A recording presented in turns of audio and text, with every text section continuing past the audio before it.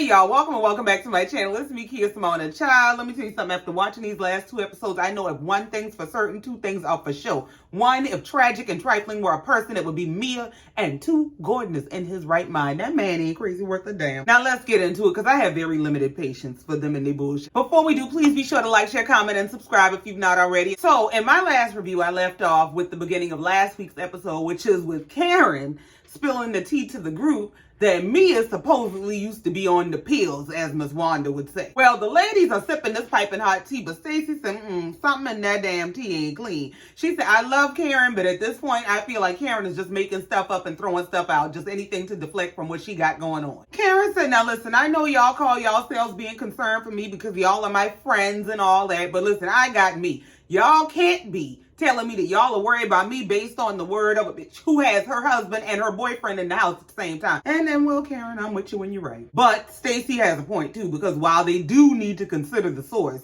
you are also trying to deflect from your own bullshit. Now, I understand you trying to stay your ass out jail. You don't want them to have no additional evidence against you. I ain't giving y'all no damn confession. Now, I ain't saying I don't feel bad, but I ain't gonna help y'all send me to jail. I understand that. But this is also deflection. Now, the ladies decide to move on to their next activity, which is hanging out in the pool. So they're all poolside, catching up, chatting. They're talking about their relationships. Stacy lets it be known that she really likes TJ, but she's being held back by her divorce. No, you being held back by TJ. He don't like you back like that. Ashley is finally moving forward with her divorce. Thank God. Goodbye. Good riddance to bad rubbish. Bye. Kiarna is on a stepmom trial run for her boyfriend Greg's kids. And Jazzy's a damn mess. Jazzy done told at least 3 different stories about when, where, and how her boyfriend got his kids.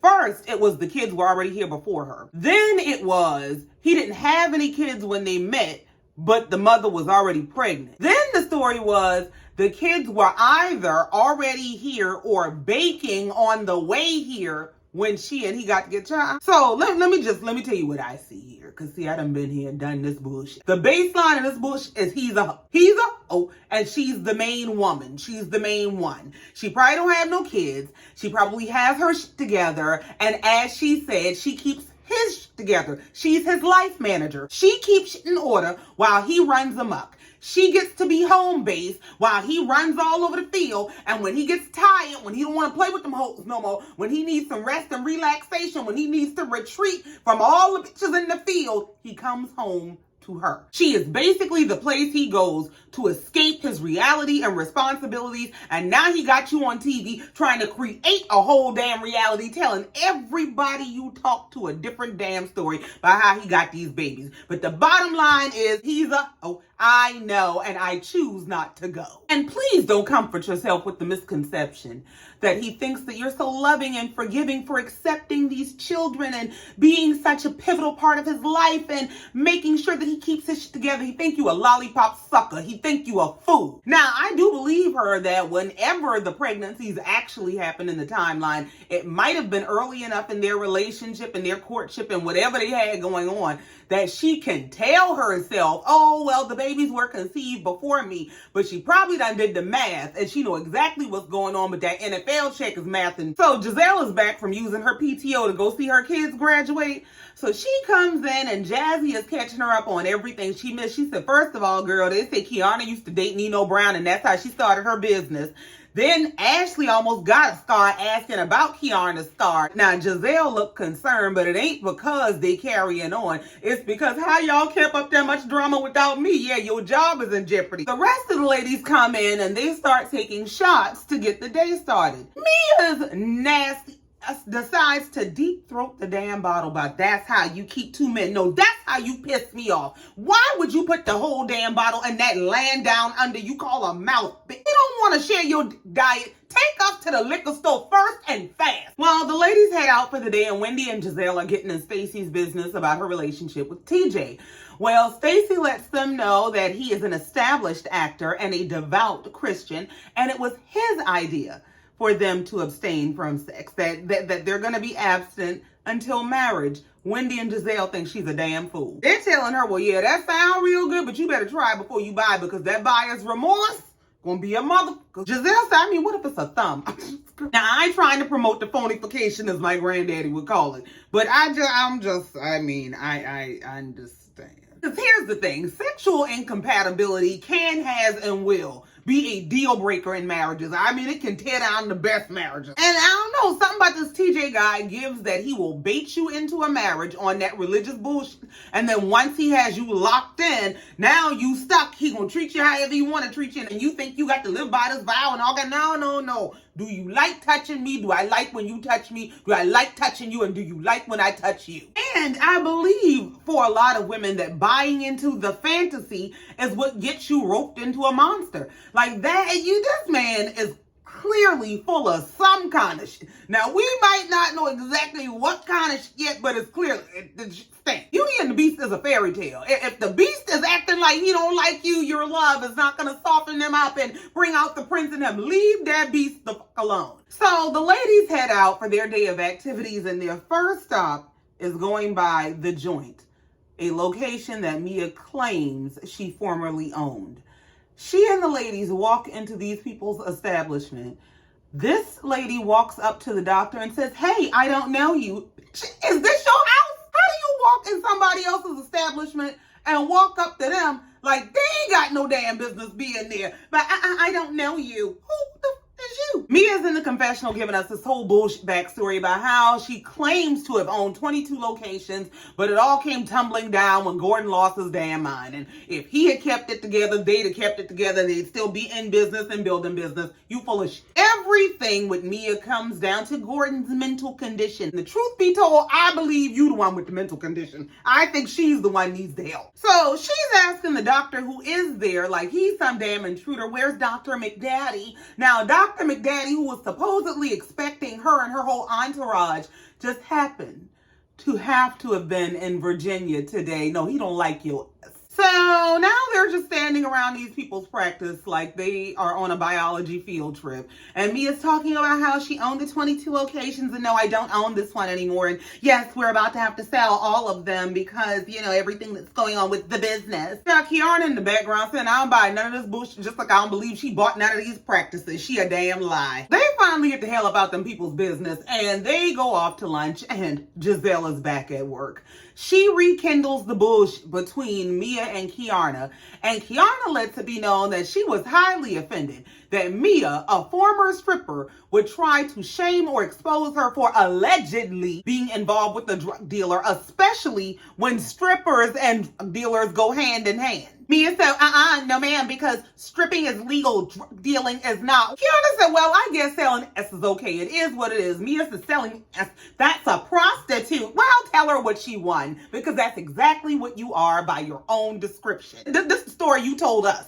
Gordon was your customer turned trick turned pimp. He was passing you around to his friends, sleeping with your friends and all kind of other women, making you watch it and shit. You were sleeping with your married chick in exchange for money and access to change your life and lifestyle, just like you claim Kiarna was doing with Nino. So please go to quarter brick, half a brick, whole brick hell. Jazzy interjects to break up the drama by announcing that she's going to be having a party to celebrate her man. He was honored at the White House for being a Super Bowl winner, and so she's inviting all the ladies because she invited all of his single friends. And I said, now, if they get down like him, I'd only be going for the food and liquor, but y'all live your best life. I don't like when people who are in unhealthy, dysfunctional, don't nobody want that bullshit relationships be trying to hook other people up. Could you please? I don't need that kind of trauma. I know misery loves company, but I ain't coming over there with you. So the ladies head back to the lake house to get ready to go to dinner, and they all go into their rooms and they're checking in with their men.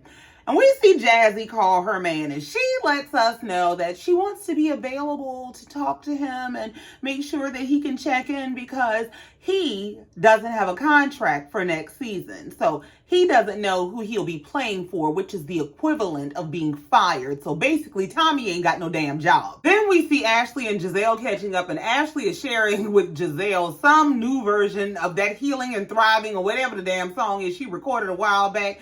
She made it an EDM beat, and Jazelle said, I don't hear the beat. This sounds like the same old bullshit you was trying to give us before. But Ashley says she loves this latest version of this song long, that since she's become single, she's leaning into her own interests more. She wants to do the things she always wanted to do, and she's always loved music. She's always loved singing, but to me, it's giving following the Candace way out. So they head out to go to dinner, and of course, in true we ain't got no class fashion, in order to entertain themselves, they are playing marry, kill amongst themselves about who in the group they would marry and kill. And of course, Jacqueline has to absolutely contain herself every time anybody picks Mia as the person they would.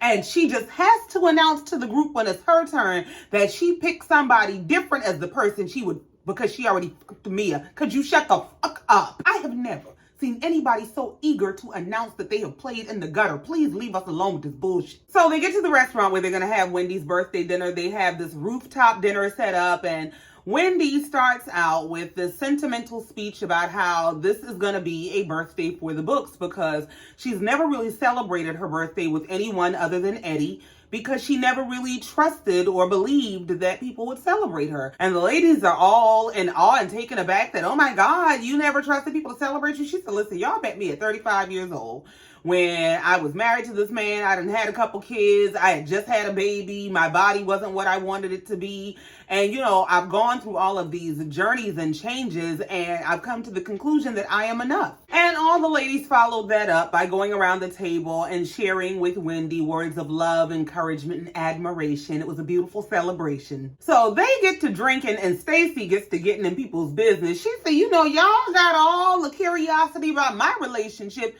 but I think Jazzy's relationship is more interesting. Let's talk about that. Jazzy gives a whole pageant response about, I'm really glad that you asked about Darius. I would like to share that, first of all, he's the best thing that ever happened to me. Secondly, he is someone that I will marry. We have had some bumps in the road, but we got over those. No, y'all had bumps in the bellies, and y'all are raising those. She goes on to say he's a great father to two boys that were either there or created before me. Here's my thing. Why don't you just leave it at he's a great father to two boys if you don't want people knee deep in your business?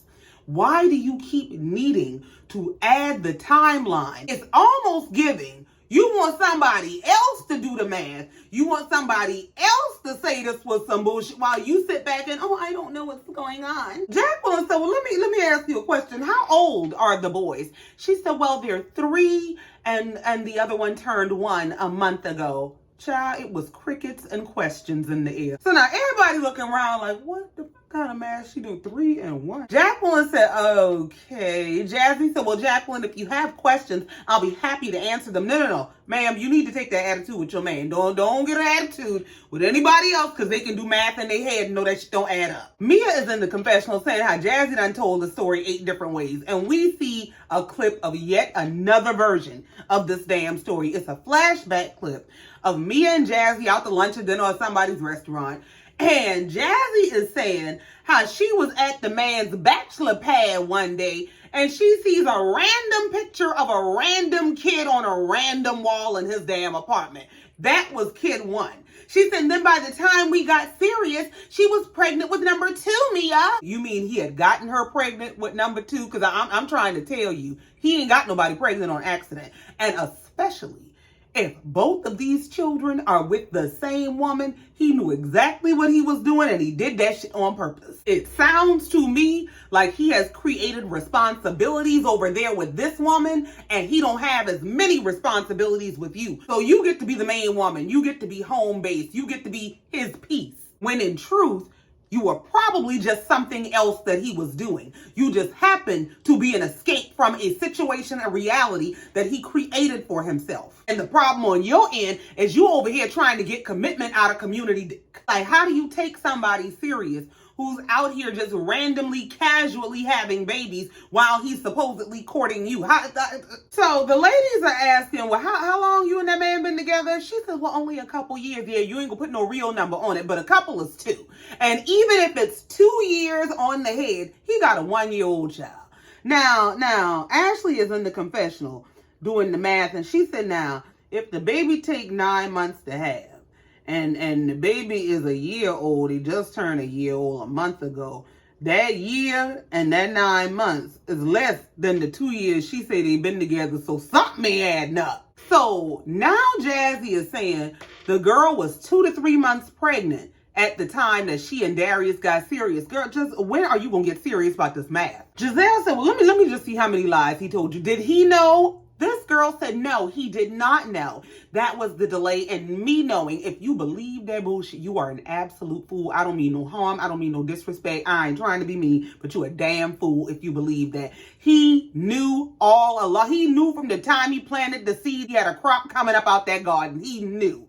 The problem was the delay in you knowing is trying to figure out how he gonna break this to his life manager, the person who keeps his shit together, without losing that person. So I got to come up with a viable story. I got to come up with some bullshit that you will buy from me so that I don't lose the benefit of having you while I'm over here doing all the bullshit I want to do. That's the delay in you knowing. So now Kiarna speaks up to try to gently tell Jazzy, listen, baby, I done been there and done that. Let me tell you, that man is full of shit. She said, I too dated a man in the league. She said this man was hopping around like yours is hopping around. And he had 2 women pregnant at the same time who happened to be twins. She said, now I ain't saying nobody's names. I'm not giving y'all no more details. Just know that this shit is real. And it's so real that the way I found out was I saw it in my dreams. And if you a dreamer, you know. Once you see some shit in your dreams, it's a wrap. Mia interrupts Kiarna to say, no, please name drop. Can you at least tell us what team he played for? Kiarna's the girl, leave me alone. I'm not telling you nothing. Mia said, no, please, because it sounds very similar to something that I went through. Girl, just here we go with the bullshit. If single wish I was a white female was a person, it would be Mia. This Kiarna is dismissing Mia, and Mia's like, no, I'm saying that because the same thing happened to me, and I'm just trying to make sure it's not the same guy. No, you looking for a new identity to steal. You need the details so you can hijack her life story. You want to make sure you got all the details so that when you go to retell the story like it's yours, you can have the whole lie together. Kiarna ignored Mia. She said, Jazzy, the bottom line moral of the story is, if you're going to be dating or dealing with very successful men, keep your head on swivel and your eyes on open, because somewhere at some point he going to be on some bullshit. Well, Jazelle said in the confessional, of course not to Jazzy's face, that the bottom line really is that man is just a cheater. He's a cheater that had 2 kids on her and she decided to stay with him. That's what it boils down to. And that is the truth of the matter. And episode 6 came to an end with them going back to the house, partying and drinking all night, waking up hungover, packing up and going home. So episode 7 opens up with the wholesome hotties, Stacy and TJ, having a date at Stacy's newest crash pad. She said this is her bachelorette pad. This is the place she's gotten where she can be alone, where she can go to when her husband is in town. And she wants to mark the occasion of getting this new place by having a sip and paint date with TJ. Well, TJ let her know every which a damn way this ain't no damn date. She's trying to make this a flirtatious conversation, and she's saying that whoever does the better painting should win a prize. What do you think the prize should be? This man said a workout. He'd have had to get out. In the words of the great Fantasia, if you don't want me, then don't talk to me. Don't play with me. You ain't gonna be all over TV telling me how many different damn ways you don't want me. She said, well, if you win, I'd like to give you a personal spa day. That man looked like he wanted to rebuke her in the name of Jesus. He looked so stiff and uncomfortable, and he just looking at her like the... She started yelling, oh my God, TJ, I'm flirting with you. Baby, if you got to announce it like that, you might as well go and pack it up. She's telling him, but accept this flirtation. He said, I am. And he just sitting there looking uncomfortable and confused. And she's telling him, you know, this is what people do on dates. This is a date, kinda. This man said, well, don't people usually like drink wine on dates? She said, yeah, would you like a glass of wine? He said, no. Just the fuck. Stacy is looking at him just as frustrated and confused herself about, so you don't drink, you don't smoke. He sat there for a second and basically said, I don't do the sex either. And you know, here's my thing.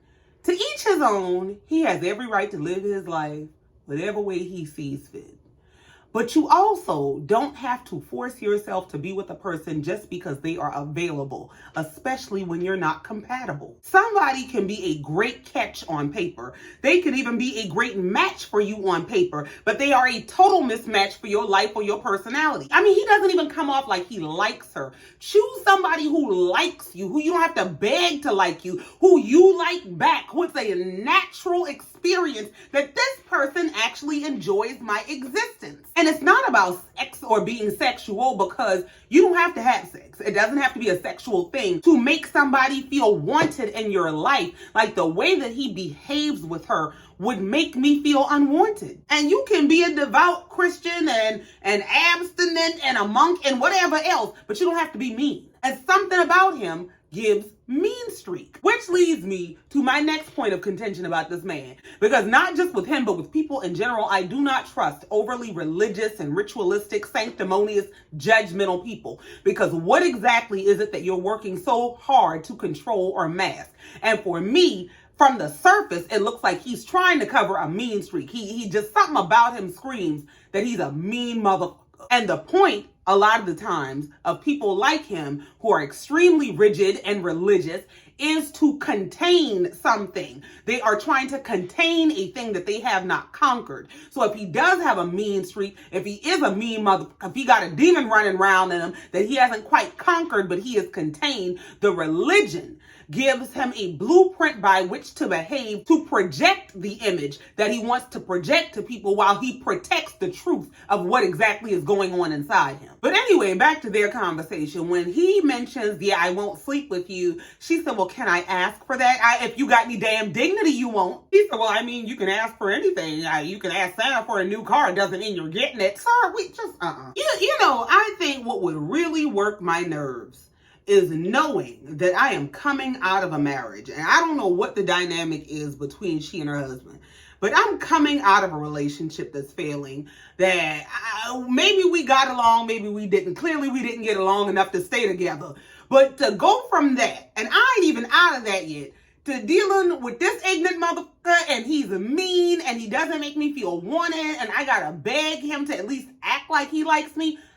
Ain't no way I'm jumping from the skillet to the frying pan like that. So they finished their paintings. She, of course, had the better painting, so she won a workout at the track, I guess. Child, that would have had me unreasonably enraged. I'd just leave me the fuck alone. One, because he treats her like a soccer buddy, which I do not understand. And two, because you claim to be this devout Christian and you're such a man, and you can't even give the lady a date as a prize. Like, sir, go to hell. Now, he did pull her aside to ask about the status of her divorce. She told him that everything is moving forward, and he says he's happy to hear that. She said, well, I don't know if you're going to be too happy to hear this, because while I was out of town with the girls and we were talking about you and I, they let me know that they think you full of shit. They think that this religious act is you running game on me. He said, well, I don't give a freak what they think, because they might have seen me in the streets, but they don't know me. He said, that's all right. They can crack their little jokes, but they won't be laughing once they meet him. I don't know what kind of delusion you live in that you think you got some mind-changing swag, but you're going to need to see somebody that got some letters behind their name that can write a prescription if you believe that bullshit. He said, and then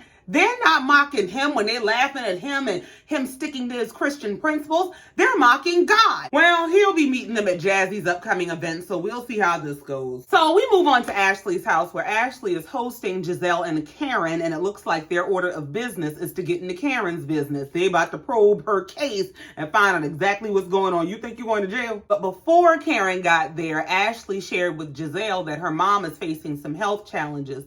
So she is trying to take a more hands-on approach to helping her mom live and eat better. So Karen shows up, and they're catching up because it's the first time they've seen each other since they all came back from North Carolina. Karen says she had a good time aside from her discontent with Mia and Jacqueline for trying to call her Ned the wino, especially when Mia got her own addiction issues. Karen said, before y'all come for me and say I'm trying to deflect, the evidence is on Mia's YouTube. So production plays a clip from Mia's YouTube channel where Mia had done an interview, and Mia was explaining that she was hospitalized. She's saying she was prescribed the drugs after a C-section that she had. And she's saying she didn't have an addiction, but then later in the episode, she ends up saying she became addicted and she sought a more holistic treatment. I don't know. Jazelle said, well, even if all that is true, at this point, Karen is stressed and depressed, and that's why she is deflecting. Karen said, well, that shit is half true. I am stressed, and I ain't getting much sleep, and as much as I'd like to talk about this shit, I can't. I'm trying to stay out of jail. But since you so busy digging in my business, let's talk about some shit we can talk about. Yeah, you heard Jamal is engaged. How you holding up over there? Jazelle said, I don't feel no way about it. I feel good about it. Shit, I'm the one that suggested it, because I feel like pastors and politicians need wives. They should be married, and I need him to stay in good standing with New Birth. And that's because Being married or having a wife make pastors and politicians more palatable, more believable. Therefore, it's easier for them to run their scams. And the whole I need him to stay in good standing with New Birth is code for y'all don't have a single clue how much money is running through that church. And that money is supporting my children and funding their lifestyle, and we don't need no problems. And sidebar, Bravo so damn messy. They made sure that the airing of this episode where Karen is throwing in Jazelle's face that Jamal got engaged lined up with Jamal's wedding, because Jamal got married this weekend, and child, that was a mess all its own. And then Jazelle goes on to explain that after she just a few episodes ago was going in on Mia about not protecting her kids, that Jamal took their children to dinner and confused them when he announced his shenanigans to them. She said because his children didn't know that he was even seeing anyone that he was considering for marriage. They knew this lady to be a friend, and he went from friend to fiance, just it wasn't nothing in the middle. Well, Jazelle, first of all, he took your advice. He went and got married for optics. You said we got to keep this check one way or another, and he went and did exactly what you said. Now, the children ain't never been his top priority, so why you would think he would want it to make sense to them, he would give a damn that how he living his life is confusing to them is beyond me, which is also why you should keep your damn mouth shut when you talking about anybody else and how they raising their kids. Karen's so damn messy. Karen said, well, I guess it's time for you to find someone, huh, Jazelle? Jazelle said, I don't need to find no damn body. I'm real happy. I'm good by myself. Karen said, well, personally, I'm tired of seeing you change boyfriends like underwear. So I wish you would get like Jamal and settle down. So we move on and we see Wendy going to dinner with her family to celebrate that two of her children are graduating. Her daughter is graduating pre-K and going to kindergarten. I would just like to announce that I was a valedictorian of my pre-K class. That was the last time I got valedictorian. No, I mean, I feel like if I already accomplished, I don't need to do it again, but mind your business. And her son is graduating, going to middle school. So they're all going to dinner to celebrate. And her mom, of course, is with them. So Wendy is fawning over her kids and talking about how she's been crying all day and she's so proud of them. She loves them so much. And I can remember when y'all were just in my bellies, and her mama come out of nowhere. Yeah, like you were in my belly. Wendy said, Mama, this ain't about you right now. Her mama said, well, I'm just saying this should make you appreciate me more. Ma'am, this is not about you. Now, we love and appreciate you as a grandmother. We appreciate your contribution to the family. We respect you as an elder and as a matriarch. However, what you not gonna do is hijack every moment. So they get to ordering food, and Wendy changes the subject. She asks her kids, are y'all excited about my party? And she's talking about how she's having this all-white birthday party. She's so excited about it. Her mama comes out of nowhere by, yeah, I might wear a different color. Wendy said, Mama, please don't show up in any color other than white, please. I'd have had to tell her, I'm sorry, I love you and all that. But with all due respect, you show up in any other color, you gonna be outside. Well, Eddie is telling Wendy, you know, this party started off as a concept, and now that concept has grown into a $50,000, $60,000 event. It's like having a second wedding. Her mama said, oh, well, that must be why my allowance payment was late this month. What? Wendy said, well, on top of me throwing a $50,000 or $60,000 party, I just sent you your allowance. I hope you're happy. And in the confessional, she explained that in Nigerian culture, children are basically raised to be the parent's retirement plan. That your parent raises you and they take care of you, but the expectation is that when they're older, you have to take care of them. She said her mom doesn't care anything about any of her expenses, and as long as her mama is here, her mama will receive an allowance. That's just the way it's set up. I don't know. To me, that's like having or owing a debt for an existence you didn't ask for. Like, yeah, you my child. I begged God for you. I laid up and got you however I laid up and got you. But you owe me for me choosing to cause you to exist. Just what? And don't get me wrong, I'm one of those people who believes in multi-generational wealth and families and pooling resources and taking care of the elders and eliminating debt and all those beautiful things. I believe in all that. But to watch your child establishing their life, trying to raise a family in America, in America's economy, and say you have no regard for what their expenses are, even though they are trying to raise children and establish their life and set up their own retirement thing, and they just should have to take care of you, and you want them to buy you boobs and pay for parties, and you should be able to overbear on their life. That shit is mind-boggling and manipulative to me. I just, So they move on to discussing how Eddie's family is going to be coming to this party, and this is the first time that they've all gotten together in a very long time. But the issue that has come up is that now I don't know if the siblings are choosing to not bring their kids or if it's supposed to be a kid-free party. I don't know what the problem is. But they are not bringing their children, and the only people that they trust their children with is their parents. So they had to decide, do the parents come and the siblings stay home? Do the siblings come and the parents stay home? Does nobody come? And they said what made the most sense was for the parents to stay home with the children and allow the siblings to come and enjoy the event. Well, Wendy's mom speaks up to say, I don't trust those people. I mean, as many of your events as they've missed, they can get a babysitter. Here's my thing. I don't understand. I don't get the total disregard they have for Eddie's feelings when they sit up and talk about his family in his face like that. Just because there's a rift between them, just because they're not getting along and they're not in relationship right now, don't mean that man don't love his family. It doesn't mean that it doesn't make him feel a way when y'all sit up and talk about his parents and his siblings like dirt. And Eddie finally spoke up to say that he's happy that at least his siblings can come, that it's been a long time coming, and he's excited for just that. And maybe, just maybe, his parents decided to stay home and keep the kids because they know what kind of bullshit Wendy's mama is on. She just said how she approached the people at another event trying to start shit, and said in another episode, just a couple episodes ago, how if they come to this event and somebody try to say something to her, she gonna set it off. So maybe they decided they gonna stay home and avoid her and all her forced confrontations. Ain't nobody got time for that ignorant shit. So they move on, they have their dinner. Cheers to the kids on their graduations. Eddie told them, this is real nice, we're real happy for y'all, but this is just the beginning. And Wendy let them know that she don't require them to get as many degrees as she got. But the very minimum requirement is a master's degree, and it's written into their trust funds. So if they expect to get their money, they better go get them degrees. So we move on to Ashley's house, where Ashley's mom is coming to visit her, and Ashley launches straight into a daughter-mother intervention where she is trying to address not only her mom's health issues, but her mom's relationship with herself and her no-good man. Ashley starts the conversation by sharing with her mom that her divorce will be final sooner than she thinks, and that when she started this process, she was really afraid of being a single mom. But the more she's walked the single mom path, the stronger she has felt. And her mom tells her that she's really proud of her and that she feels that Ashley does deserve to move on and to find someone who treats her well and makes her happy, somebody who loves her. Ashley said, well, you know what, Mom? I really appreciate hearing you say that about me because I feel the same way about you. Ashley told her mom that she wants her mom to be as happy as she's trying to be. She said, you know how I feel about your man? She said, yeah, I know. You've let it be known. Ashley has expressed her disapproval of that man her mama been dealing with since the day she stepped on this show.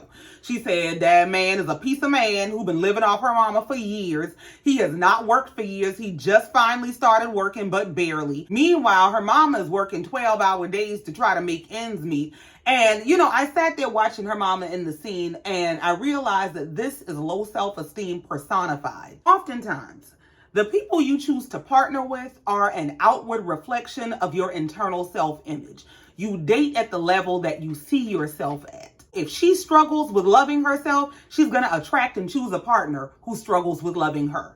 If she feels like she brings nothing to the table, she has nothing to offer, there's nothing of value in her, she's going to attract and choose a partner who sees her as having nothing to offer, bringing nothing to the table, having nothing of value, and will treat her as such. She doesn't feel motivated enough by anything within herself to take care of herself, even with evidence of failing health, because she struggles with worthiness. If she felt worthy of better, she would do better, choose better, be better. And that's the monster that Ashley is trying to fight within her mom, that monster of low self-esteem, of being self-loathing, of feeling unworthy. That is what she is trying to get her mom out of. And honestly, I also think this is why she had such vitriol for Katie, because Katie, who used to be on The Real Housewives of Potomac, I think was for her an energetic, a spiritual spitting image of her mother. And Ashley was able to unleash on Katie the resentment that she has been holding against her mother. Somewhere at some level of herself, she believes that she deserves this, that she deserves to be mistreated or not treated well, or to settle with some man who ain't worth shit. She deserves to be in this gutter of a life. Somewhere on some level, She believes that, and she has to overcome that. Worthiness is an inside job, and it's one of the most heart-wrenching things to watch someone who you love, who you know is worthy. You can see them, but you don't understand why they can't see them. And y'all know Ashley gets on my last nerve. I drag Ashley from here to hell, but I got a soft spot for people when it comes to the mother wound. I really do pray that Ashley's mom gets the healing that she needs, because I think Ashley's wound is her mother's wound. I think Ashley is so deeply driven by not being wounded the way her mother was wounded. And I think her mother finding healing for herself will heal their bloodline. So we move on and we get to Jazzy's mixer, where she's going to be honoring her man for being a Super Bowl winner. And we see all the ladies arriving. Mia comes sashaying in with her boyfriend like she ain't got a whole damn husband. Well, Jazelle, you know Jazelle ain't got no damn couth. She got to asking questions immediately. She said, well, how long are you in town? He said, well, I'm in town every weekend or until the correctional officer say I can leave. She said, oh, okay, that's cute. You got to check in. So how are things between you and Gordon? I heard things were going good. Mind you, while she asking all these questions, she is looking down at this nigga that looked like he just came off a Lucky Charms box, because he about yay high. Now, I ain't saying nothing against little man, saying nothing against the short man. I done had a short man. I ain't say, yeah, things are good between me and him. Now, Mia's standing up there lying about, when we're all together, it's nothing but love. It's just all love. Jazelle said, ooh, this is real tricky to navigate. Ink said, well, the truth is we trying to operate in love. And if Gordon really love his kids and he understand that that's all we trying to do is move in love, if he moving in love, then he gonna let everything move in love, and you's a moving in love ass lie. That is some manipulative gaslighting bullshit. That basically, if you love your kids, you'll let us play in your face. Go play in hell. About the kids' happiness is the high priority. That's what matters most. Well, if that's what matters most, why are y'all dragging them through this bullshit to embarrass them and expose their family dynamic on TV? Why would you think it would be conducive to the happiness of the children for their father to be in distress at all times about the dynamic of the family? Why would it be conducive to the happiness of the children to see a strange man being introduced to the dynamic? Why would it be conducive to the happiness of the children for y'all to be on TV questioning their paternity? What? Just shut the up with me with this bullshit. Well, we see the other ladies and their men's starting to arrive, and Stacy said she is less than impressed. She said Mia ain't the only one with a little man around here. Kiana came in with her man. She said, I don't mean to height shame nobody, but they all a little shorter than I expected. I mean, what pool is y'all shopping in? Well, Stacy, you gonna need to mind your business, because you done found a tall man that don't like you. Now, Kiana comes in with her man, and the next thing we see is a confrontation between Kiarna and Mia, where Kiana is going up to Mia about she wanted to clear up the comments that Mia made in North Carolina about calling her man a drug dealer. Now, I'm going to give Kiarna the benefit of Potomac Productions' doubt, because I know the one thing they'll do is fuck up a scene, okay? They will cut up some and make it look one way and it's something different. We have established that. But I'm trying to figure out why. Would you go confront her in the middle of this party about, yeah, you said that's North Carolina, and that's my man right there, and he ain't no drug dealer? Like, at this point now, you dragging it. And if you really don't want nobody digging in your business, if you don't want nobody asking no bunch of questions, let that shit die. What you feed lives. Starve that shit. I wouldn't answer shit. You see the man I got now, that's all you need to be worried about. I don't know nothing about no man before him. But there's also a part of me, a big part of me, that feels like production probably instigated this confrontation. They told her, yeah, go up to Mia and bring up that shit that y'all done argued about twice. Yeah, go bring that up so we could have a scene. Well, Jazelle ain't got no damn sidekick now, so she's trying to keep her job. She's trying to mediate this whole confrontation about, well, Mia, it is very dangerous and detrimental for you to say that kind of thing about that black man over there. That's a professional black man. And so if you're throwing out things about drug dealers, that's not cool. Mia said, no, I ain't talking about him. Everybody can tell. He ain't no damn drug dealer. We ain't talking about that motherfucker there. We talking about a past boyfriend. Don't play dumb. See, Mia make you curse her out. Because you trying to say in so many words, we can tell he ain't got the bag. Yeah, he might have a good job, but he ain't got that bag. Mia said, I'm not talking about him. I was talking about her old boyfriend, but I apologize anyway. You know what I'm convinced of at this point? Mia is that girl that picks fights to try to make friends. She's that girl who thinks if you go start some shit with somebody, you can rile them up, you can rope them into a confrontation, then you get to be the level head that says, oh no, it's not like that. I apologize. It's not that deep. Let's be friends. And then you have this whole story of how, remember we hated each other in the beginning? Remember we didn't get along and you cursed me out? No, you was a shady bitch from the beginning. You a shady bitch now, and you wanted them bitches to like keep your friends close and your enemies closer. Well, while Stacey talking about everybody else, man, her man finally shows up. He goes around being introduced to the ladies, and red flags are flying for everybody. Wendy said he's exactly what I expected him to be, and it's very clear. Yeah, he ain't having none of the sex. Ashley get around to sinking her claws into him, and she said, yeah, it's really nice to meet you. Stacey has told us lots of great things about you. She said that you guys are friends. He said, yeah, no funny business ever. We're just friends. We've been getting to know each other, and it just has grown from there. Eddie pipes up to say, well, you know, some of the best relationships start off as friendships. He said, yeah, they got to, man, because, you know, once you get physical, once you get married, I mean, that's all it is physical, and now you're bored. Ashley said, Mayday, Mayday. When Ashley starts screaming, Mayday, I thought I would lose it. Ashley said, well, let me ask you, what kind of stuff do y'all like to do together? He said, well, here's something for you. We went to the zoo yesterday. Ashley in the confessional said, Stacey needs to run. I don't know why that thing tickled me so bad. That shit was so funny to me. So we move on to meet the man of the hour. We see Jazzy's man finally arrive. Now, she ain't got no short man. He's a big, tall man. And they also, okay, girl, we see. We be making up some math, too. And child, he brought his fine-ass African prince of a friend with him. Hi. So Jazzy introduces her man to the group. She does a toast for him to celebrate him being a 3-time Super Bowl champion. And they cut right on back to the drama. Mia goes to confront Karen about Jazelle came and told me all the shit you was talking to her about me. Well, Jazelle's still on her referee job. She said, well, since I'm the one that carried the bone, I'm gonna need to be in the middle of this. So can the 3 of us go sit down? Y'all know I need my check. Mia is saying how Karen ain't got no right room or reason to be coming for anybody. Karen said, well, yeah, I do. And the reason I came for you is because you sent for me. Karen said, you out here coming for me and I thought we were friends. Mia said, well, I thought we were friends too, which is why I was caught so off guard when I hear you out here telling people I went to rehab. Had I gone to rehab, I'd be woman enough to say I went, but I ain't never been in nobody's damn rehab. Mia said, I didn't go to rehab. I overdosed and went to the hospital. Karen said, well, you went to the hospital. You went somewhere behind some drugs you was on. Mia said, I did. And that's how I got introduced to chiropractic care. And then she's in the confessional explaining a different, more detailed version of the story where she does say that she was addicted. Listen, she said she had a C-section after, I don't know, it was her oldest child, whichever child Joshie is. She had a C-section. She said, and of course, because of the C-section, they prescribe you the painkillers.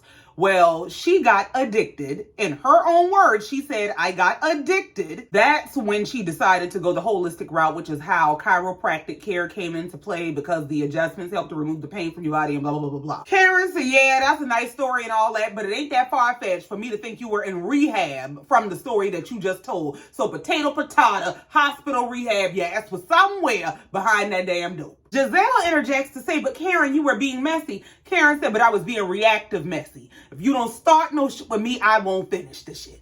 So Mia is like, well, Karen, I'm not coming for you. I love you. Karen said, well, you got some strange love. See, Mia is out her damn mind. She's the type of bitch, you can't play within 10 feet of me. Stay the away from me because you will start shit.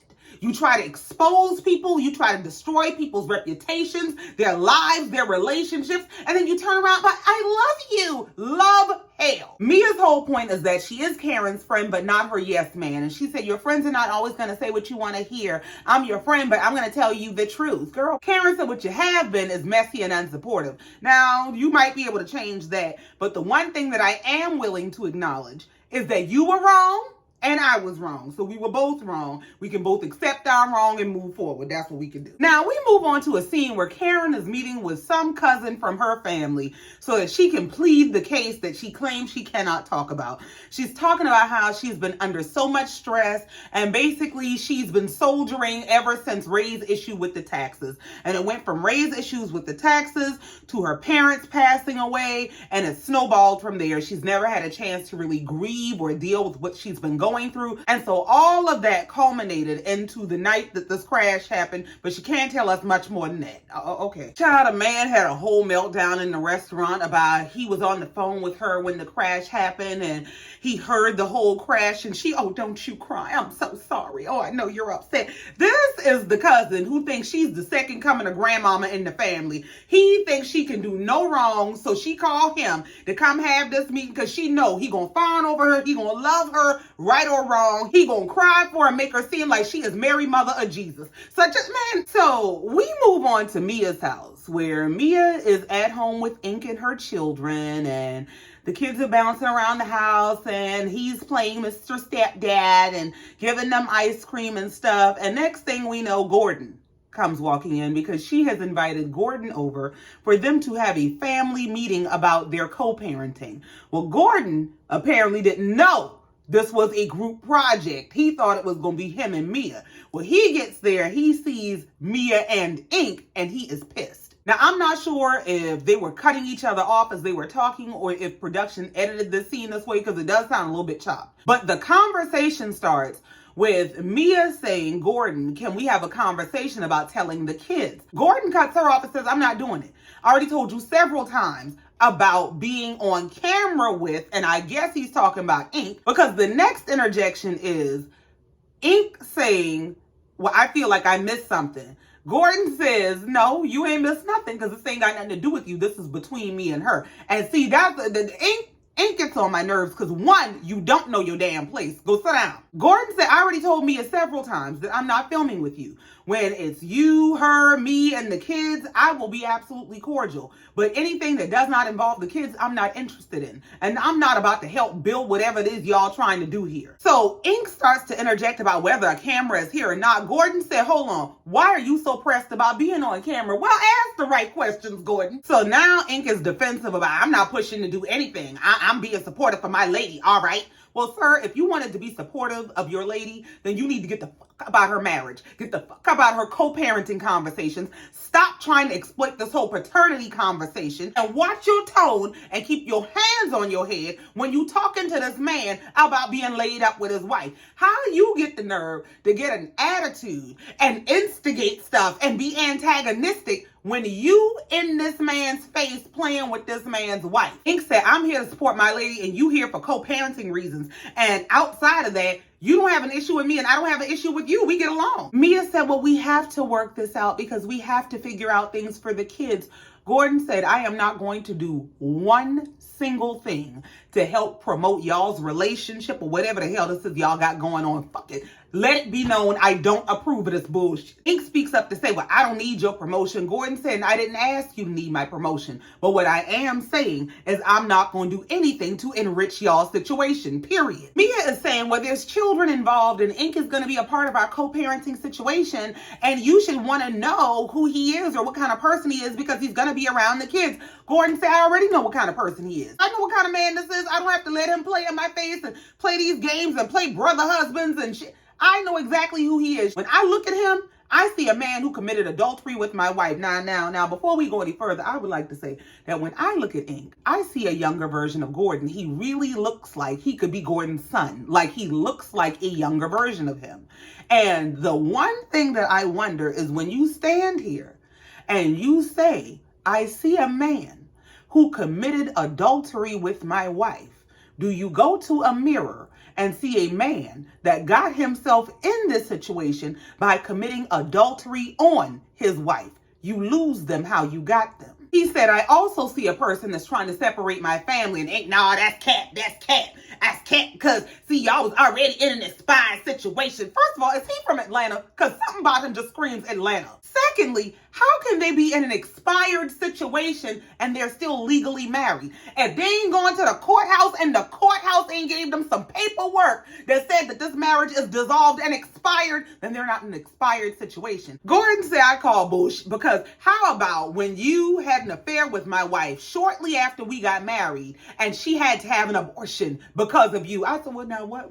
Well, first of all, Gordon, let's keep things clear. She had to have an abortion because she laid up with that man and had this ex to get pregnant. So, I mean, yeah, He contributed, but she was there too. Ink said, I don't know nothing about that. This is my first time hearing that. Gordon and Mia looked at Ink, not like, shut the fuck. Now, you know you full of shit. Gordon said, bullshit. Mia said, just stop. Gordon said, so hold on. You gonna tell me this is the first time you heard of any of that I just said, but you also think that Jeremiah is your kid. He said, yeah, I do. So maybe the part he ain't never heard nothing about was the bullshit part.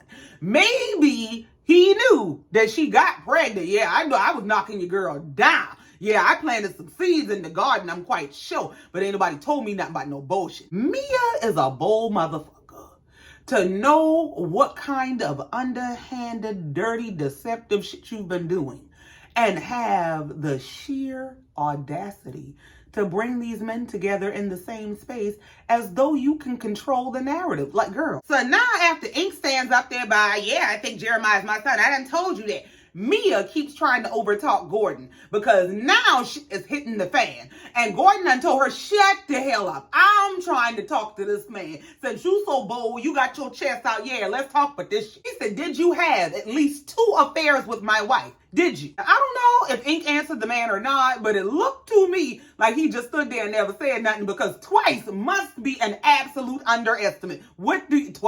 Twice a week, you mean? So now Mia starts talking in code, trying to justify the bullshit she's doing about Gordon. You have to understand the circumstances. Gordon, I don't give a damn about no circumstances. She said, but the circumstances do matter because you were going through something and I didn't know what you were going through. In other words, you ain't had as much money as I thought you had. And once the money ran out, he got to come out of them shadows he been hiding in because you cannot convince me that Mia and Ink ain't been fucking around the whole time she's been with Gordon. I really think this is low-key some elder abuse shit, but you got yourself into this. I really believe they found them a lick. I believe the scam was you go be with the old man, you go run up a bag. Yeah, I mean, all right, I had a baby or 2, that's fine. What you gonna do, stay there long enough where after you run up the bag, you can get whatever you need, get a check. Once you got everything you need up out of him, then we gonna make a break for it. Mia wants to be a martyr so bad. She's up there screaming about it. And I was still willing to stand by your side, but you know what you put me through. Gordon don't want to hear none of that shit. He steady yelling about, was there adultery committed? Was there adultery committed? She said, listen to me, it's not fair. It's just not fair. You know what you put me through. He said, you're not answering me, so the answer is yes.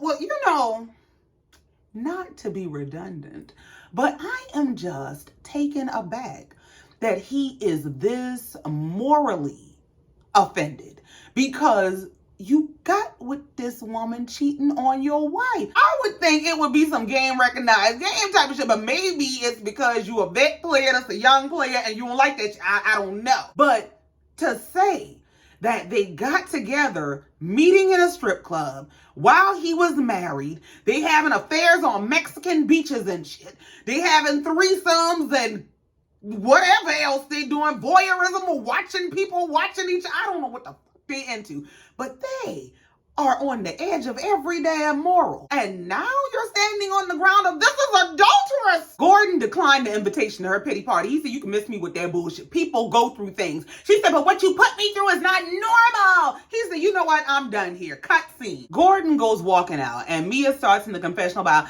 she's been in this relationship that she's wanted to leave year after year and all this other bullshit. Here's my thing. First of all, I don't believe Gordon is as far out his mind as she's trying to make us believe.